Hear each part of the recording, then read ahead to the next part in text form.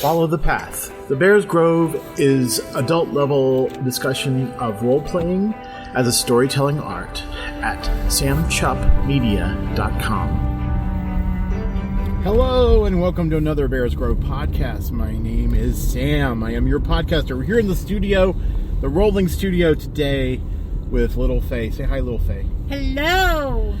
Little Faye is also a wonderful gamer chick, and she hangs out with me, and she's my partner, and I love her so much. Anyway, it's appropriate that we have her on the program today because it is Valentine's period. Now, a lot of people really don't like it when you say Valentine's, but I kind of like it myself, and so that's what we use. And tonight we went out and had a dinner for Valentine's, and that was nice. And so, but, you know, what better time to talk about a wonderful product that I created a while ago, 8 years ago, called Live and Let Die, DYE, okay? And it's a module created for the Encryptopedia supplement that I wrote. And it is actually a debutante ball. Ooh. Yeah. And so it's like a bunch of different little small stories set around a debutante ball. And the cover looks kind of like, you know, it's got the dagger that was on the first cover, but then it's got this like filmy, fluffy stuff. It's actually a petticoat. Yes. And kind of a suggestive sort of thing. Very naughty. Showing your unmentionables. Yes. So anyway, that's what I'm talking about right now. So in the story, there's a number of different possibilities that you can play, and really what we start with is just the background of the debutante ball, describing what it was like, you know, how it was set up, and this is also called the Dyer's Ball. Now, the Dyer's Guild every year comes out with a new color. They have a new color competition in the weeks before the Dyer's Ball, and they challenge creators, designers, to use that color in brand new fashions that are displayed at the Dyer's Ball. And it's a huge, like, there's a charity for, you know, weavers, the children of weavers, and there's it's just a huge to-do about this particular ball. It is kind of what I would call the Beaumond of... It's not the hot mond. It's the Beaumond of the society. It's middle of the road, because dyers are guildsmen and they are part of the middle class. So it's kind of like the nobles all want to get in on this, because then they get to see the new color and they get to see the new fashions and all that stuff. But at the same time, it's a place for the merchants to shine, and they get tickets to hand out and stuff like that. So it's a lot of fun. And also in the story, there are a bunch of different other things going on, where, because there's a number of nobles coming from around the country and around the world to this place for this ball, there's opportunities for, you know, Encryptopedia spy stuff. So I encourage you to take a look at that. It's fairly inexpensive, because the point was to just get an adventure out for people to look at. It is a systemless source book, so it's not going to give you any stat blocks, but really, if you need stat blocks, you can always ask ChatGPT, right? Like, you can go to ChatGPT and say, I need a stat block for this, and he'll give you a stat block. I don't know if it'll be a good one, and it probably won't be very appropriate, but he'll give you one. Anyway, Plus So- spies. Plus spies, lots of backstabbing, and also I think there might be someone defecting from one spy ring to another. In their petticoat? Probably.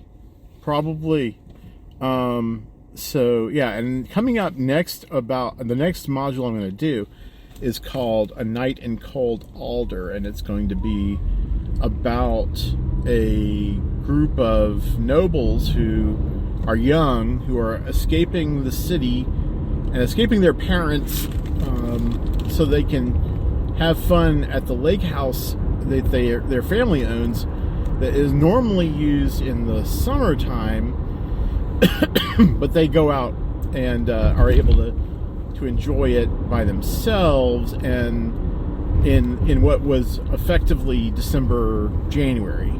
But we don't call it that. We called it the month of Alder. So that's going to be a fun little story too.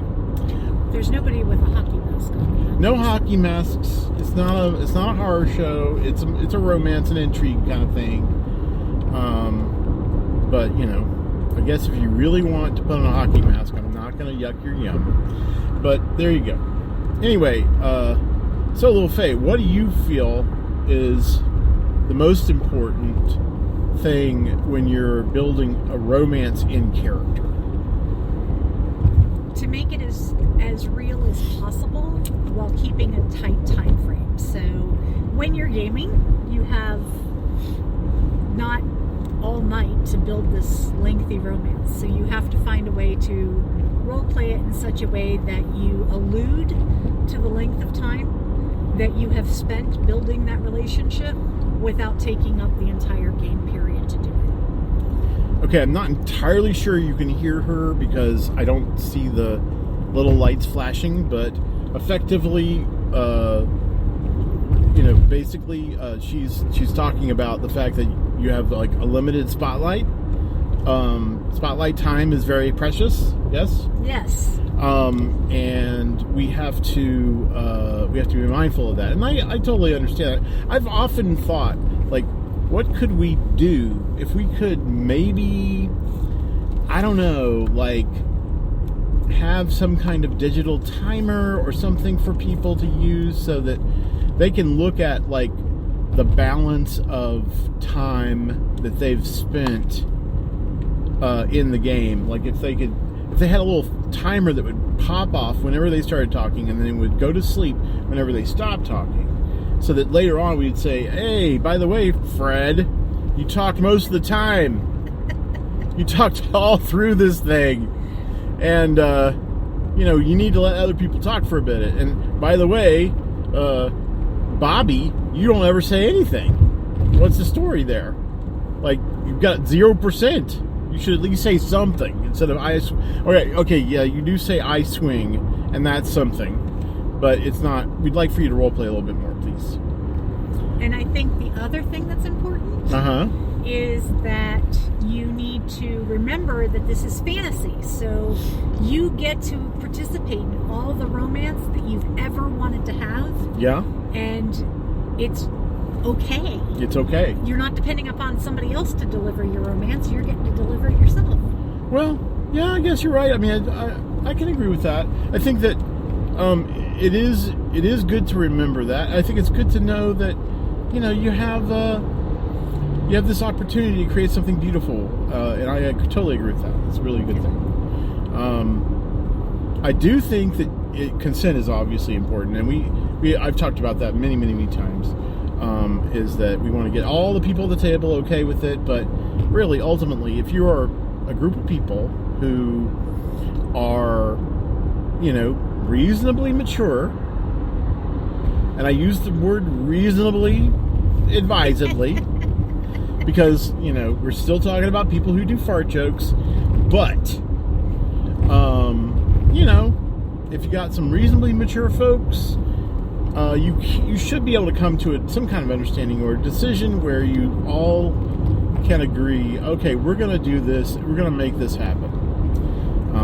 Like Nathaniel in Kylana's room. Okay, yeah. So, yeah, we were playing a we were playing a D&D game, D&D 3.5, and Kailana was her character, and I had a NPC kind of character named Nathaniel, and they got together like, it was kind of wasn't it in text first? Yes. So we did a lot of interim roleplay in text, which is both a blessing and a curse at the same time. Because if you do a lot of that, I don't know if you've ever done it before, but if you've ever done interim roleplay in text, first of all, it creates reams of data.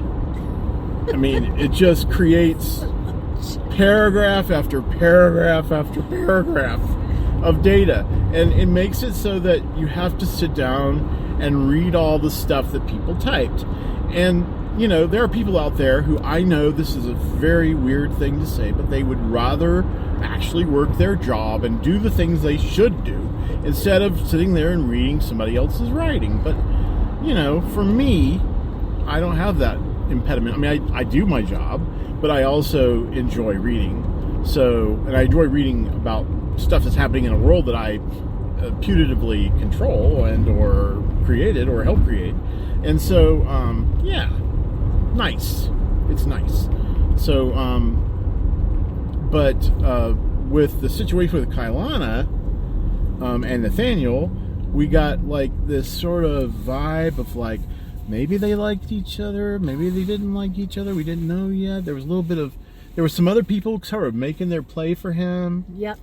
And then it was kind of like, here we are, and you're back at my boat, and we're alone together on this boat, and I don't know what else happened. I can't remember exactly. Kailana climbed in bed with him. Oh, that's right. She took her clothes off, climbed in bed with him. Yes. Yeah. So this is what we call the subtle. Yeah, the subtle method is, you know, if you're trying to get a hold of somebody, as it were, and you decide to just take your clothes off and get in bed, and he's like, okay, I want to snuggle you. Yeah. Yep. He's like, okay, I'm here we are. Yep. What we didn't know about him at that time was that he's poly, and he's actually married to an entire, like a Stanford Holds family. And they have a whole different set of, you know, mores around relationships and stuff like that. So technically he was not doing anything wrong, but usually he's supposed to kind of introduce a woman around before he takes her to bed. But, you know, that didn't happen. I think there was a chance to introduce Kailana in the dream state. So they went into the dream world together and showed and met at least one of their partners. But yeah, that was an interesting time for him. He'd never had like somebody be so attracted to him that they would take off their clothes and jump in bed with him. And he was a war veteran, and he walked with a cane because he had to, and you know, he was in pain a lot all the time. So it was something that he really was expressing like amazement over, that somebody would do that for him, and did. Yeah. But that was the beginning of a beautiful relationship. And if we were playing with the Book of the Kiss rules, yes, I am bringing up the Book of the Kiss again. Sorry, y'all. Sorry. But if we were playing with the Book of the Kiss system, it would have been a thing where that night it's possible that Nathaniel would have received several different bids for his attention. And in the game, a bid like that might take the form of what we call a regard. And there are a bunch of different kinds of regards depending on how you're feeling about somebody. Mine was the naked kind. Yours was the amorous regard. Yes, at that time, yours was definitely an amorous regard. Because you weren't really considering the future, or you weren't like, you didn't like him just for him per se. You were just like, I'm climbing in bed with this guy. And that's okay. He's cute. Yeah, he's cute. That's an amorous regard. It's very shallow, superficial a little bit. But hey, everybody should have one every so often, I feel. Yep. Other kinds of regards, warm regards, are like friendship sort of vibes, but it doesn't preclude something turning into a romantic regard. And having received that regard, he could then offer a regard in response to Kailana if he wanted to. And that would be called a conflux. When you have two people together, and they offer each other regards, that basically is either a neutral conflux, a positive conflux, or a negative conflux, which we haven't talked about very much in the book because I really didn't want to go into all the negative stuff. But anyway, suffice it to say, that's the kind of thing you'll find in the Book of Kiss. Which it's Valentine's Day, so you should have a copy. Yeah. Have a copy. Buy two. Give one as a present. And I'm sorry to say that, there's still not any recent plans to turn it into an actual bookie book, but we're going to do that eventually. I promise we will. Right now, I am still working on, you guessed it, Psy Kids, and I'm working on that until it's completely finished. And then I get to work on something that I've wanted to do a long time, and I started but stopped, which is called Silken. So that's going to be up next after that. And Psy Kids is so much fun. Well, and you're completely, absolutely impartial here. It's not like you're playing favorites. I was not the only one that said it was a lot of fun. Yeah, I had a good time running it, and I'm just hoping it works just as well when other people play without me hanging around. So that's going to be. And by the way, if you're out there, you're listening to this, and you want to run a game of Psy Kids, let me know, and I will give you what I have, and you can run a game if you want, as long as you promise to tell me how are things going and how it went. Then I will definitely let you playtest for me, and your name will be in the credits as a playtester. Isn't that awesome? Okay, well, here we are at the 17-minute mark, so I've got to say goodbye for the night. Thank you very much for listening, and if you please, when you rest, get sweet dreams when you get them. Night-night.